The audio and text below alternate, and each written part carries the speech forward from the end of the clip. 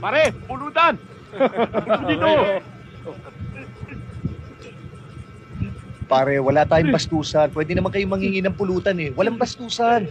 Pre, papalag! Sino bastos? Kami? Ang forma mo, ha? Gusto pakingaya kita. Hindi ako naghahanap ng away. Relax lang. Kami naghahanap ng away! Lata mo na! Sabi ko naman sa inyo, hindi ako naghahanap ng away. Tata Temyong, si Angelo nakikipag-away! Hindi pa away yun, ma'am. Practice pa lang sa kanya yan. Kaya-kaya niya yun. Oh. Hoy! Oh, oh. Huwag ka nang makialam. Angel, tama na! Oh. Sinabi ko na kasi sa'yo, huwag ka nang makialam. Ang tigas ng ulo mo eh. Sinabi na huwag kang makialam eh. Angel, tama na! Hindi naman ako nag-umpisa eh. Angel, sa likod mo! Ha?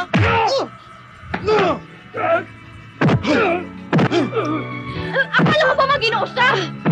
Mag-inoo nga po, pero barumbado. Huwag ka nang babangon ha.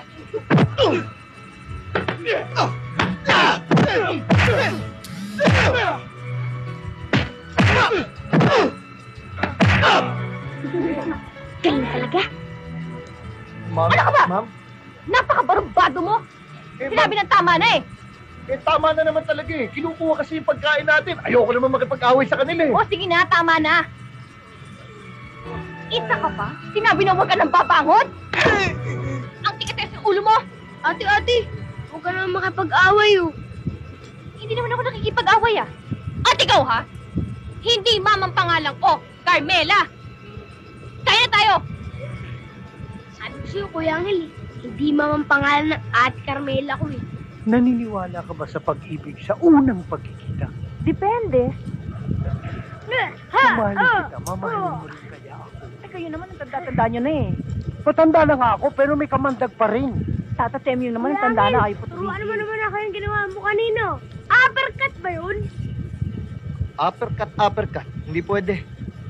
Kuya Angel, gusto ko rin naman pong maging tulad ninyo eh. Mark, yung nangyari kanina. Disgrasya lang yun. Nabigla lang ako. Nahihiya nga ako sa ate mo. Baka isipin niya talagang barumbado ako eh. Oo nga. Tatatayim yung anong oo nga. Ang ibig ko sabihin, wag mo nga siyang tuturuan. Oh, wow. Yun nga oh. Ito ulo mo. Hindi na rito. Kuya Angel, boxing na lang tayo. Boxing. Hindi. Tama na yan. Yakap na lang, yakap.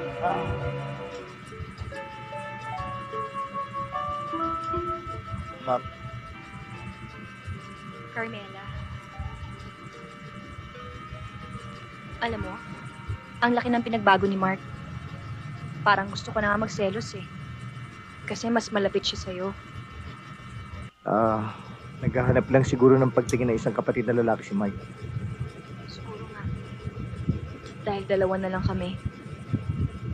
Biglaan ang pagkamatay ni na mama at papa. Plane crash. Kaya nga ako na nagtuloy ng negosyo na naiwan nila. Ikaw, may magulang ka pa ba? Halos kasing edad lang ako ni Mark nung mamatay mga magulang ko. Nung makita ko nga nang hihingi ng pagkain si Mark, nakita ko ang sarili ko sa kanya noon. Ang ibig mong sabihin, humihingi ka lang ng pagkain noon? Oo. Hanggang sa pumasok ako sa kahit na anong trabaho para makakain lang ako ng 3 beses sa isang araw. Tapos, nabilanggo ako. Mukha yatang sobra na yung kwento mo ha. Hindi na kapanipaniwala. Wala naman sa itsura mong nabilanggo ah. Carmela, totoo ang sinasabi ko sa'yo. Kalalabas ko nga lang ng bilangguan nung makita ko si Mike. Teka, mukhang seryoso na to ah. Parang gusto mong paniwalaan kita. O sige, ano bang dahilan? Ano ba kasalanan mo? Ha?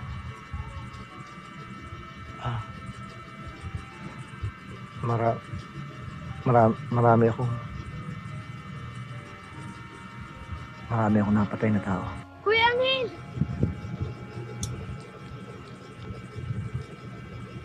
Kuya Angel! Samahan niyo po ako sa taas sumilip sa telescope. Baka makikita ko ng astronaut. Saan? Yun po, doon po! O sige, samahan mo na. Halika na. Yay! Yay! Hi. Sorry I'm Hi. late. Kasi marami pa akong tinignan na sketches para sa interior design. Okay lang. Kinocompute ko naman sa accounting yung bill ko eh. Tulungan na kita.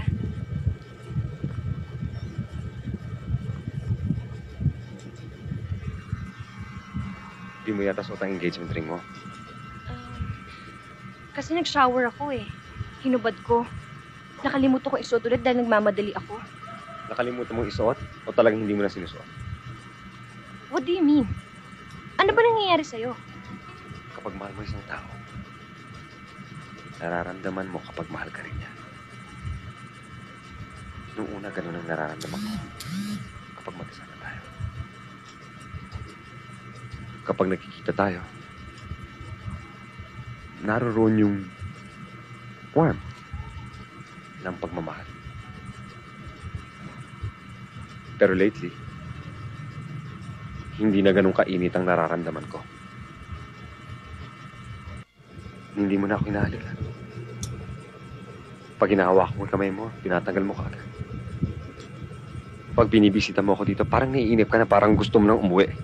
Ewan ko kung anong gusto mo makita sa bahay mo o kung saan man. Teka nga muna. Bakit ka ba ganyan kung magsalita? Are you accusing me of cheating you? May respeto pa rin ako sa sarili ko. Pinahalagahan ko pa rin ang relasyon natin. Okay, I'm sorry.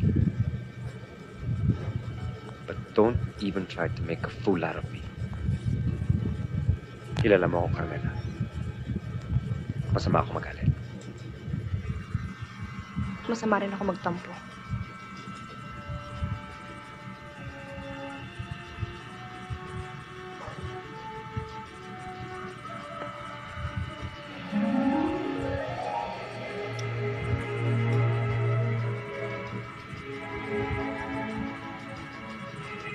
Pakakasal tayo, Carmela. Pakakasal tayo sa lalang madaling panahon.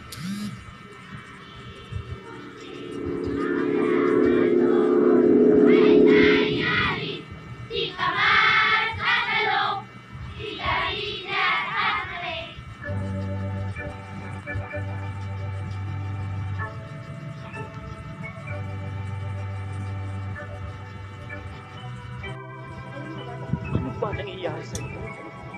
Carmela, bakit naman nagkakaganyan ng itsura ng pagmumukha mo? Kailangan ipakita mong masaya ka dito. Lahat ng ikinakasal, masaya. Sandali lang, sandali lang. Ah,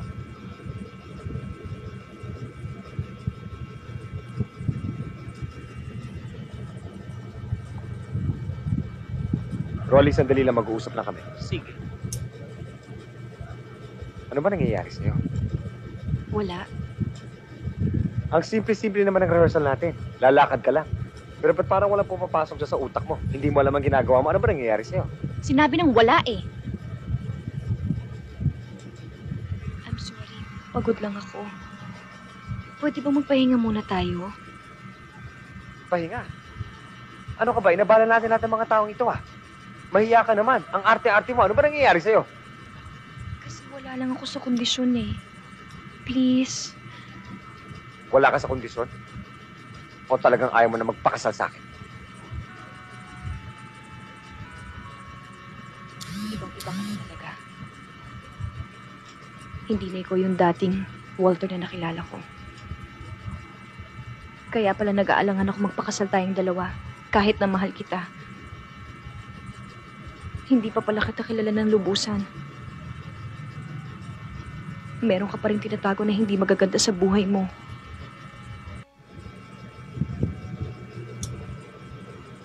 Walter, totoong tao ako. Ang gusto kong mapapangasawa ko, totoong tao din. Masakit mawala ng taong minsan minahal mo sa buhay mo. Pero mas masakit magtiis habang buhay. Mark, tayo na.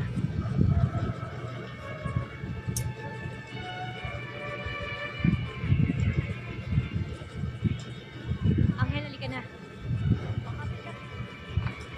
Sa harapan na ako upo.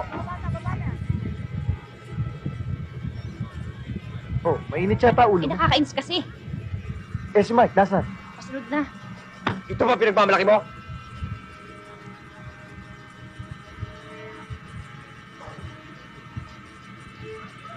Ito papalit mo sa akin? Si Angel Solomon? Alam mo ba tunay na pagkatao niyan?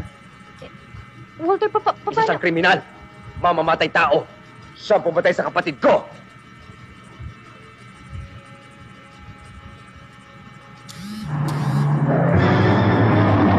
Pare ko! Carmelo!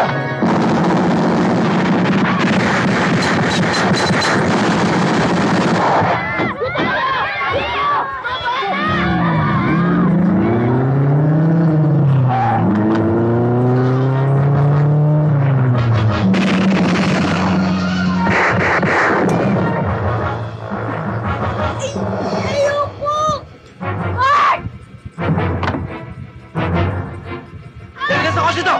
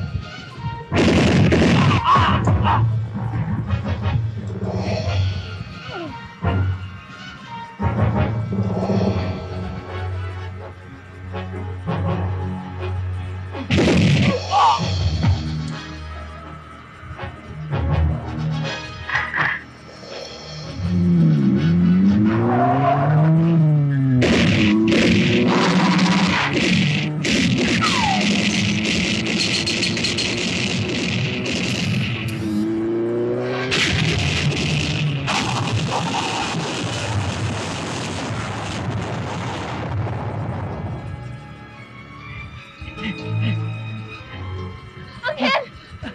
Si Mark! Si Mark kilala ni Walter! Sige na! Sige na!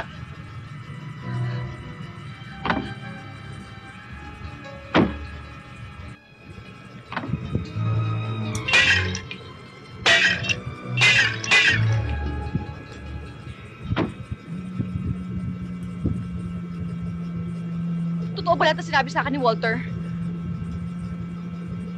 Sabihin mo sa akin na walang katotohanan lahat na sinabi niya. Sabihin mo na nagsisinungaling lang siya sa akin. Sabihin mo na gawa-gawa lang niya yun. Sabihin mo na gusto ka lang niya siraan sa akin. Tama lahat ng sinabi ni Walter tungkol sa akin. At totoo rin lahat ng mga sinabi ko sa inyo.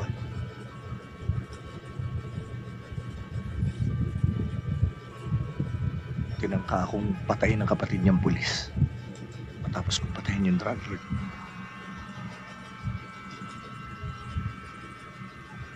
At nadisgrasya ko rin yung bata.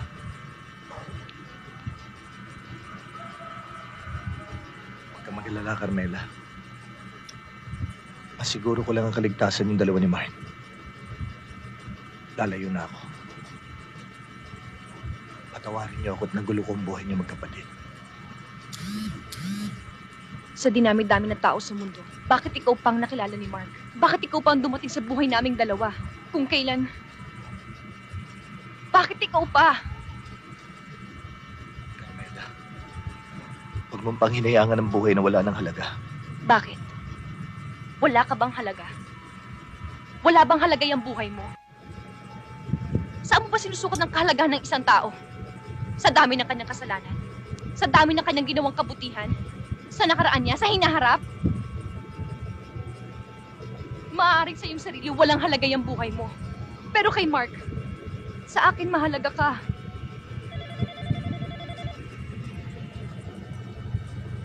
Hello? Carmela, nasa akin si Mark. Salamat naman. Akala ko kasi kusama na dinala si Mark eh. Wala kami sa bahay niyo, Carmela. Hawak ko si Mark. Kaya kung gusto mo sa makita ng buhay, kailangan ipalit mo ang buhay ng bago mong boyfriend. Ano ba pinagsasabi mo dyan? Wala akong naiintindihan. Hindi ako pinanganak kahapon.